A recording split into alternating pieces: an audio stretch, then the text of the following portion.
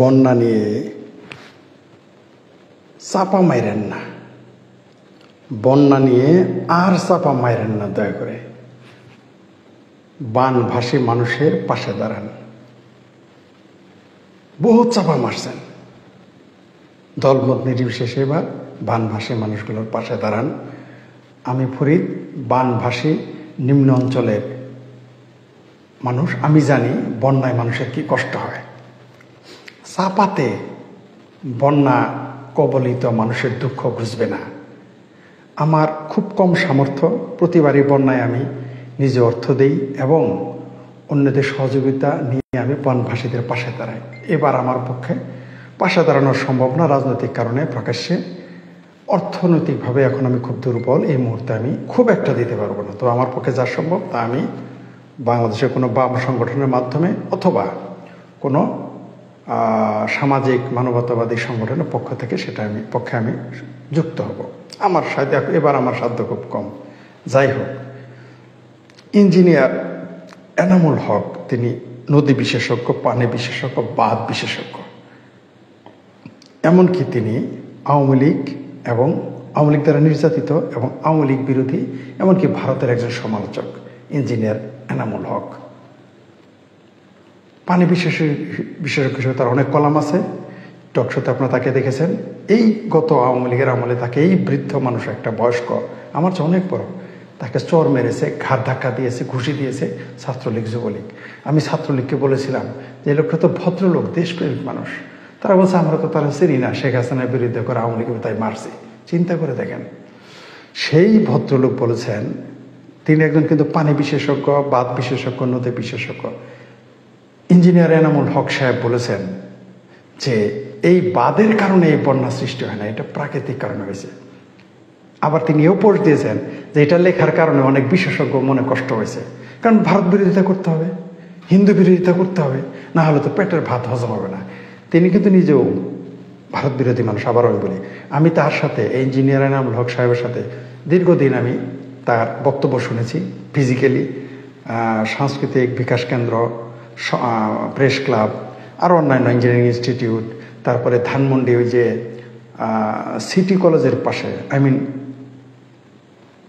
সেই যে science laboratory মোড়, তার পাশে বাম পাশে ধানমন্ডিতে একটা বাসা আছে, ওটা আরেকজন মোস্ট সিনিয়র অ্যাডভোকেট সুপ্রিম কোর্টের, তার বাসায় আমরা আড্ডা দিতাম, তার বক্তব্য শুনতাম। তিনি একজন বিশেষজ্ঞ, কোনো সন্দেহ নাই। তবে তিনি ভারত বিরোধী মানুষ, আবারও বলি, তিনি সাম্প্রদায়িক নন, নিরপেক্ষ মানুষ, তবে ভারত বিরোধী। তিনিই বলেছেন যে এই বাংলাদেশের যে বন্যা হচ্ছে এটা প্রাকৃতিক। কিন্তু ওই যে বাংলাদেশে ওই যে আই ডোন্ট নোর গল্প, এক মূর্খ বলছে আই ডোন্ট নো মানে কি, তখন আরেক প্রিন্সিপাল বলছে, যে অধ্যক্ষ বলছে যে আই ডোন্ট নো মানে আমি জানি না। অমনি তার সামসারা, তার মুরিদারা ঢোল বাজিয়ে বলছে আমগরে প্রিন্সিপাল পারে না, দেখো জানে না, আমগরে মূর্খ মেম্বারই ভালো। তো বাংলাদেশে আই ডোন্ট নোর গল্পটা আরেকবার আপনারা, আই ডোন্ট নোর গল্প প্রাইমারিতে মানে কেজি স্কুলে থাকতে ইংরেজি র্যাপিড পড়েছিলাম, বাংলাদেশের বেলা এটা সত্য। মানে এখানে মূর্খদের সমাজে প্রিন্সিপালের দাম নাই, টাউট বাটপারদের দাম আছে, টাউট বাটপারদের দাম আছে, টাউট বাটপারদের অনেক দাম, শিক্ষিতদের দাম নাই। তিনি কিন্তু নদী বিশেষজ্ঞ। অনেকেই দেখলাম সেখানে গিয়ে কমেন্টস করছে, ওই নির্বোধগুলো কমেন্টস করছে, তারাও ভারতের দালাল বানায় ফেলছে। নির্বোধগুলো জানেই না তিনি একজন ভারতের সমালোচক এবং পানি বিশেষজ্ঞ। তো মূর্খ, এই জন্য বলা হয়েছে মূর্খ বন্ধু হলেও লাভ নাই, জ্ঞানী শত্রুও ভালো। এই এনামুল হক ইঞ্জিনিয়ার সাহেব তিনি এটা বলেছেন বলে তার দোষ হয়ে গেছে। খোদ তার দলের লোক, খোদ তার মতের পথের লোক এবং পানি বিশেষজ্ঞ রাগ করছে। কত বড় ভণ্ড বাটপার দেখেন, তিনি সত্যটা প্রকাশ করেছেন বলে। আবারও বলি, এই এনামুল হক সাহেব, ওনাকে কিন্তু আওয়ামী লীগেরা মেরেছে, ছাত্রলীগ মেরেছে, বেজ্জতি করেছে, অপমান করেছে অনেকবার, কয়েকবার। এই 15 বছর আনালো 10 বার তাকে বেজ্জতি গায়ে হাত তুলেছে এই বয়স্ক লোকটার গায়ে আওয়ামী লীগ যুবলীগ। সুতরাং তাকে আপনি আওয়ামী লীগের দালাল বলতে পারবেন না, তাকে আমার মতো আপনি আওয়ামী লীগের দালাল বলতে পারবেন না, আমাকে আপনি ভারতের দালাল বলতে পারবেন না, মোদির দালাল বলতে পারবেন না, তার মতো আমার মতো তাকে বলতে পারবেন না। এই ব্যক্তি বারবার বলেছে এটা, দেখেন কত মূর্খ এরা। তিনি বলছেন ডমরু বাঁধের কারণে এই বন্যা হয় নাই, কিন্তু এই দেশের মূর্খরা, এই দেশের হেফাজতে পাকিস্তানিরা, এই দেশের ভারত এবং হিন্দু বিদ্বেষী চিঙ্কু মামেরা বারবার এটাই বলতেছে, ভারত মানে ছেড়ে দিয়েছে, মানে ভারত বিদ্বেষ তাদের বজায় রাখতেই হবে। আমি কয়েকদিন আগে বলেছি, কয়েক মাস আগে বলেছি, কয়েক বছর আগে বলেছি যে বাংলাদেশে ঠাটা তো দূরের কথা, আরবের মক্কার উপরে যদি ঠাড়া পড়ে, এই বাংলাদেশের চিঙ্কুমাম ও হেফাজতে পাকিস্তানের বলবে ওটা ভারতের দোষ।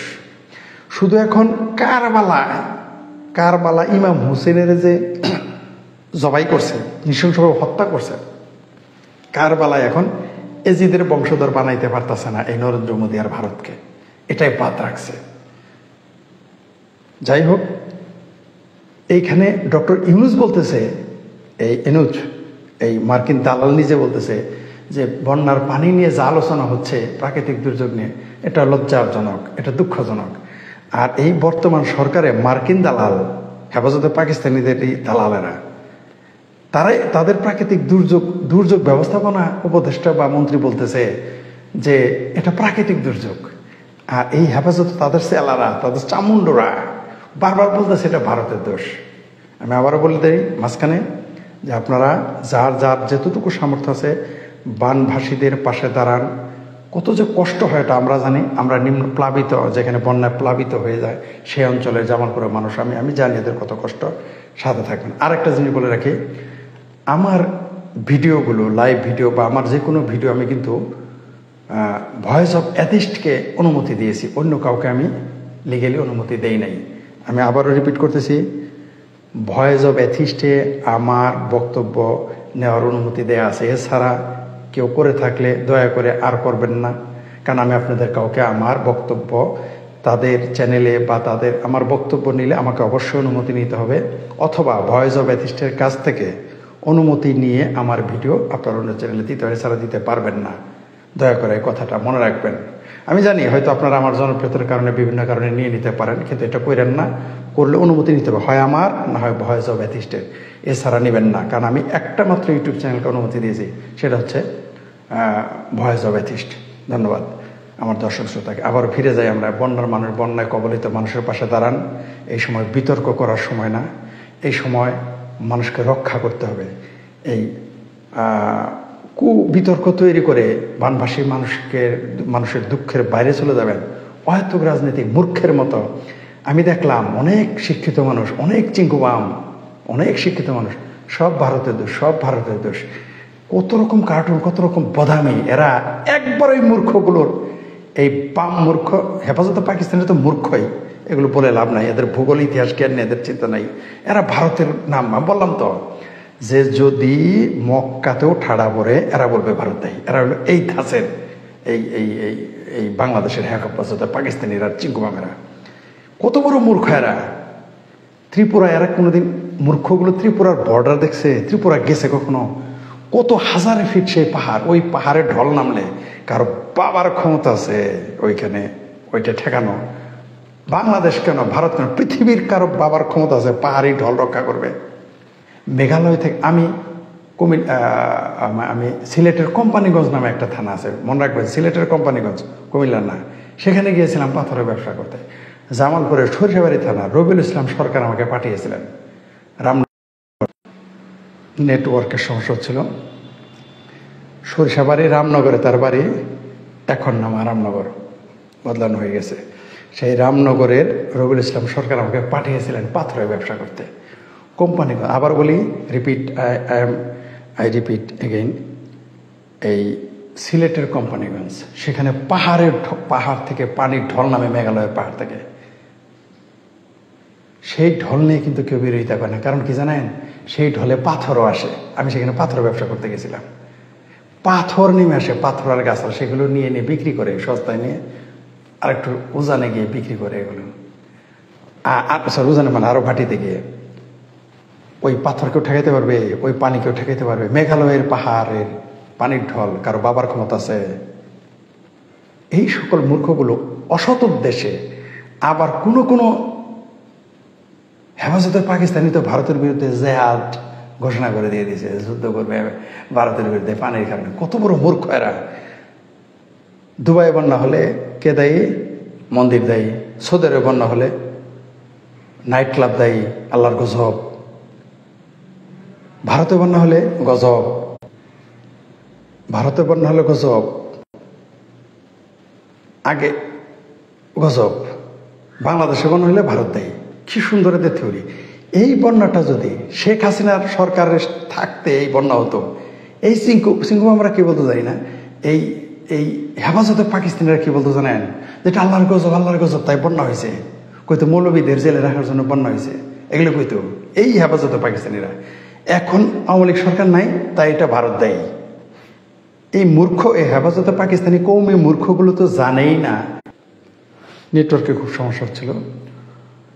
এই মূর্খগুলো তো ভূগোল জানেই না। এই সিংকু বাম্বুরাগুলোকে পড়ালেখা করে নাই। এরা নাকি এবার বিশ্ববিদ্যালয়ের ছাত্র, ঢাকা বিশ্ববিদ্যালয়ের ছাত্ররা নাকি মিছিল করতেছে এই বন্যা কেন এলো। কত বড় মূর্খ এরা।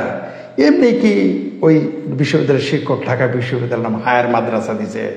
এগুলো আসলে হায়ার মাদ্রাসা না, এগুলো কৌমি মাদ্রাসা হয়ে গেছে ঢাকা বিশ্ববিদ্যালয়। কত বড় মূর্খ হলে ভূগোল না পড়ে, এই বৃষ্টি সম্পর্কে না জেনে, নদী সম্পর্কে না জেনে এই কৌমি মাদ্রাসার ছাত্রদের মতো মিছিল শুরু করছে ঢাকা বিশ্ববিদ্যালয়ের ছাত্রকার জন্য ভারত দায়ী। কত বড় মূর্খ এরা। আসলে আমার খুব ডিস্টার্ব হচ্ছে ইন্টারনেটে, লাইনে সংযোগের নেটওয়ার্কের সমস্যা হচ্ছে। এরা কত বড় মূর্খ। এরা না জানে ভূগোল, না জানে নদী এবং পানি সম্পর্কে, বাঁধ সম্পর্কে। বাংলাদেশে এখন সব লোক বন্যা বিশেষজ্ঞ, বাঁধ বিশেষজ্ঞ, পানি বিশেষজ্ঞ, নদী বিশেষজ্ঞ। অথচ এরা জানেই না ত্রিপুরার পাহাড়টা কত বড়, কত উঁচা, কত মিটার, এরা জানে না। এই মূর্খগুলো